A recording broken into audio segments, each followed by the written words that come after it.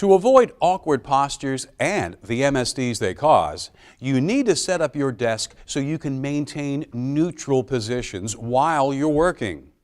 A neutral position is a comfortable working posture in which your joints are naturally aligned, which makes everything easier on your body.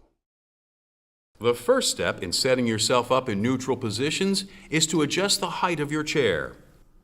You need to align it properly with the height of your desk or other work surface.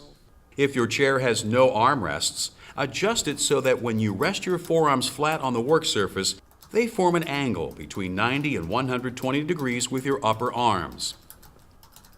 If your chair has armrests, adjust its height so the armrests are on the same level as your work surface. This should force your elbows to form the 90 to 120 degree angle you're looking for.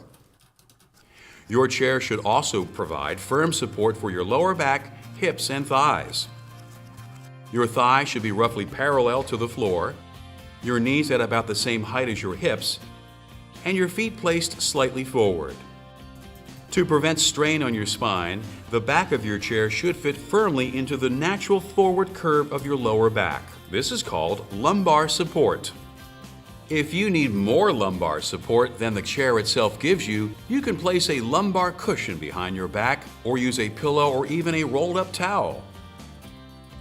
The next step is to ensure solid support for your feet.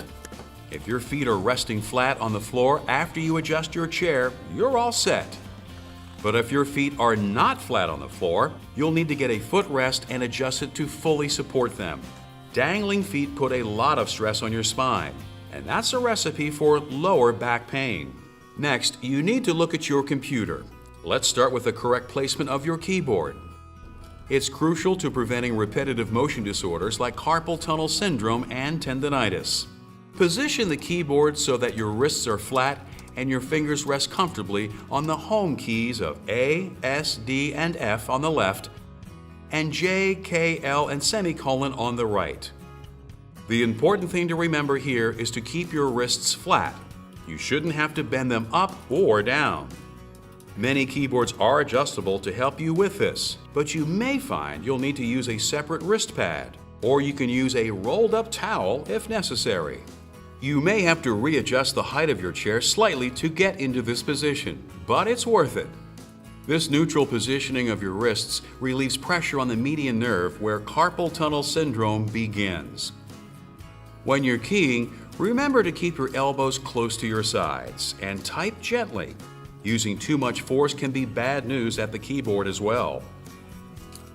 Place your mouse close to your keyboard within easy reach. When using the mouse, you can avoid repetitive motion problems by moving your whole arm instead of just your wrist. Now it's time to adjust your monitor. Having it at the wrong height or the wrong distance from you can cause eye strain and neck pain. Position it from 16 to 27 inches away from your eyes, and you should be looking down at it at a 5 to 20 degree angle.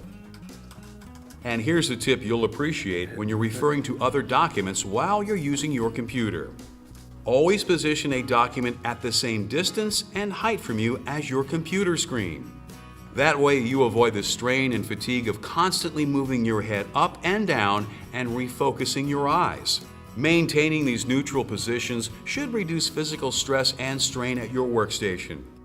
But this isn't the end of the story.